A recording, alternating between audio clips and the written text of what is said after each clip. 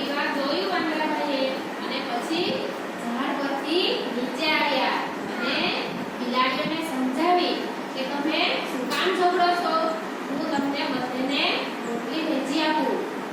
એટલે વાંદરાભાઈ તો એક ત્રાજવું લાવ્યા. આપણી પાસે દુકાનમાં છે ને ત્રાજવું, દુકાન સેટમાં એવું ત્રાજવું લાવ્યા વાંદરાભાઈ તો અને રોટલીના 2 ભાગ કરીને બંને પલ્લામાં મૂકી દીધા વાંદરાભાઈએ.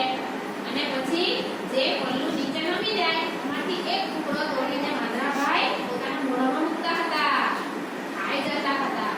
હવે થોડી વાર પછી બીજું પલ્લું નમી જાય એટલે તેમાંથી પણ એક ટુકડો મોઢામાં મૂકી દેતા હતા. આ બધું પેલી બંને બિલાડીઓ બેસીને જોતી હતી પણ કાંઈ બોલતી હતી નહીં. હવે થોડી વારમાં ફરીથી બીજું પલ્લું નમી ગયું એટલે વાંદરાભાઈ તો હજી એક ટુકડો ખાઈ લીધો.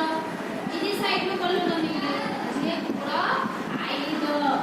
એવું કરતા કરતા બંને પલ્લામાં રોટલી પૂરી થઈ અને બિલાડીઓ તો જોતી જ રહી ગઈ.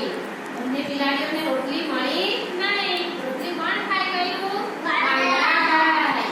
એટલે કોઈ પણ વસ્તુ મળે તો આપણે વેચીને ખાવું જોઈએ, નકામો ઝઘડો કરવો જોઈએ નહીં.